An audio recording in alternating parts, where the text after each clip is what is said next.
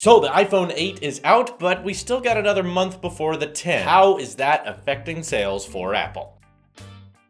So what's going on with the iPhone sales as of now is actually pretty accurate to what I was predicting. For those of you who don't remember, I kind of like to look at the past history of sales of iPhones and use that as a record to predict how sales for next generation iPhones are going to go. And the example I keep bringing up is the release of the iPhone 5C and 5S. Kind of a big time for Apple. It was the first time they were making an iPhone that was catering to people who couldn't afford one. They finally made a phone that was cheaper, and guess what? Didn't sell that well. So lots of people like to complain about how Apple products are too expensive and why can't they make their products cheaper. However, when they do make their products cheaper, typically they aren't the products that do that well. Lots of people buy them and enjoy them. I'm not trying to say that the 5C was a bad product or the iPad mini was a bad product. I like to save money too, so when it's possible to save money on a product without getting a product that is not useful to me, I try to. However, if Apple's just looking at what their customers are mostly interested in, the sales of their products that are more expensive than usual typically do better because Apple's core user base doesn't necessarily care about it being the cheapest smartphone or the phone with the best specs or the phone that rakes up the highest Geekbench score, even though the iPhone 8 does have one of the highest Geekbench scores. They just want the best overall product, and that's why people line up to buy iPhones, pre-order them at midnight, and you see this sort of insanely huge brand loyalty with Apple that you don't really see paralleled with other companies. So what's going on with the iPhone this year is actually kind of good for basic buyers, but bad for loyal fans, and actually bad for Apple. So if you hate Apple out there, you should be happy about the iPhone 10 and the iPhone 8, because essentially what's happening is no one is really interested in buying the new iPhone 8 and 8 Plus. You're seeing tech reviewers unbox it like me because we feel like we've been waiting for the iPhone 10 for over a year now. I don't want to wait another 2 months and have nothing to review or talk about. So we look at the 8 as a nice little 7S upgrade. We still think the 8's a good phone. We're loving all of its new features, but it's more of a placeholder because most tech reviewers who are reviewing the 8 right now, 99% of them are likely going to review the 10 when that comes out. But numbers are showing that the pre-orders for the iPhone 8 were 78% lower than that of the iPhone 7, which is a monumental drop, showing an incredibly high demand for the iPhone 10. I don't know if I have anything to account for that. I keep reading your comments saying, I'm switching to Apple, and now I'm like, well, I told you to switch to Apple, but don't buy the iPhone 10 because I want one and demand's already too high, which I think is going to be Apple's biggest issue this year with the iPhone lineup. They have tons of iPhone 8s ready to sell, but no one really wants them. And they're trying to make the iPhone 10 as fast as possible, but the true depth camera as well as the Samsung created displays take a very long time to assemble, and Samsung charges a lot for their parts. Like they don't like Apple for some reason. Why wouldn't they? And it's even reported that the iPhone 10 actually does not have a huge profit margin, which I find fairly believable given that a few months before the iPhone 10's released, it was rumored that iPhone 10 was going to start at $1,100 or even range up to $1,400. I was actually kind of surprised and glad that the end up starting price was $1,000. That's a bit more reasonable, but I think the misstep on Apple's part was thinking, oh no, we made a phone, but it's too expensive. No one's gonna want it. We need to price this thing as low as possible to keep people interested in our new products. You know, the Note 8 is already $930. We're already more than that. If we priced our phone at $1,100 or $1,200, no one would be interested. Everyone would just go to Samsung. Well, financially, I think that makes sense, and I think an accountant and a marketing team may say, yeah, to compete with the competition, you need to make sure you're more evenly priced. They weren't considering the Apple sheep army, which includes me. The $1,000 iPhone, believe it or not, is actually fairly decently priced for the mass array of Apple's consumers. They love their iPhones. They buy the Apple upgrade program. They want a new iPhone every single year on launch day, and when they see something they want and they know it's the best phone out there, they're going to get that. And that's why we're seeing such record low numbers for the iPhone 8. Not because it's a bad phone. I think it's really nice. I've been using it for the last couple days and have been loving it. But all of Apple's customers out there know there's a better phone in the works. They're saving their money. They're going to spend it all on either the $1,000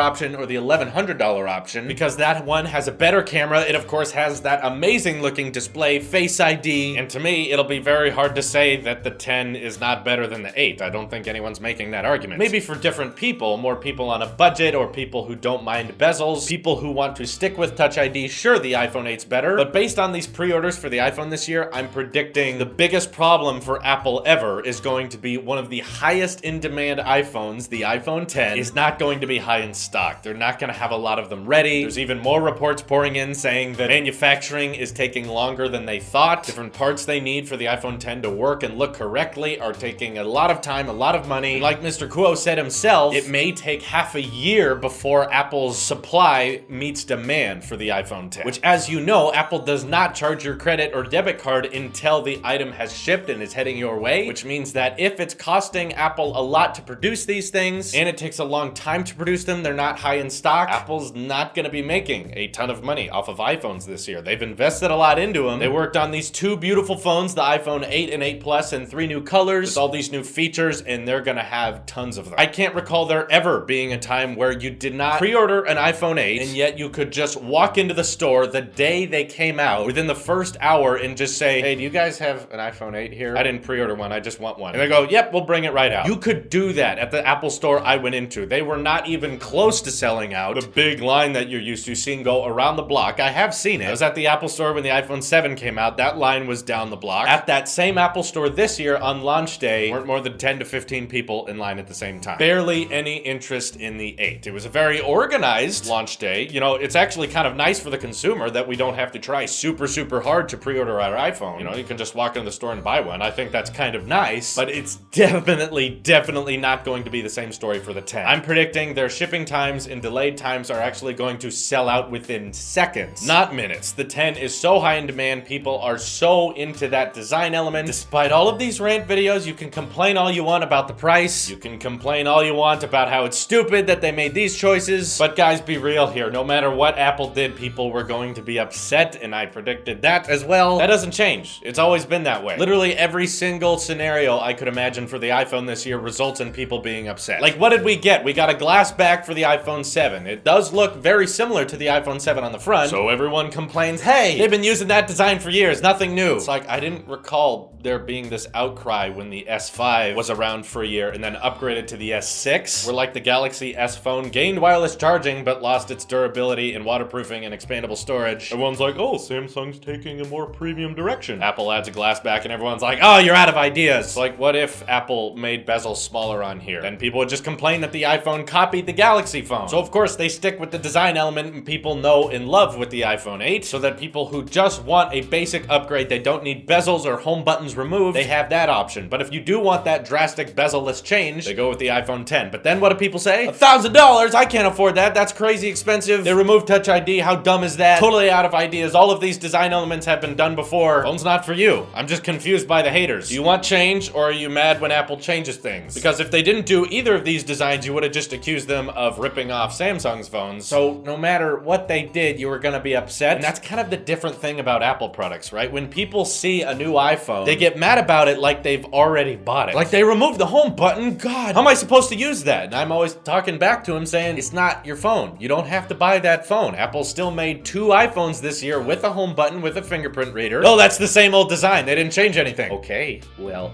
we have this new design, the bezel-less display that looks really cool, and it's got better cameras. Oh, that's too much money. All I want is curved displays with OLED, USB-C, headphone jack, and the fingerprint reader. Okay, you want the Galaxy S8. You want Apple to just make their own version of the Galaxy phone. I'm personally really grateful that Apple thinks of things differently. They don't try to tack on things like putting fingerprint readers on the back of the phone in an awkward place where people really don't want to use it. They say, no, that's not a good place to put Touch ID. Since we don't have a good place to put Touch ID, we're gonna make sure that our new innovation, Face ID, is really smart and works really well, and hopefully people enjoy it. If you don't want Face ID, get the iPhone 8. If you don't like either model, don't buy them. It's fine. No one's requiring you to. So that is the current situation with the iPhone 8 and 10. Of course, let me know all your thoughts in the comments below. This is your Apple Sheep here, and I will see you in the next one.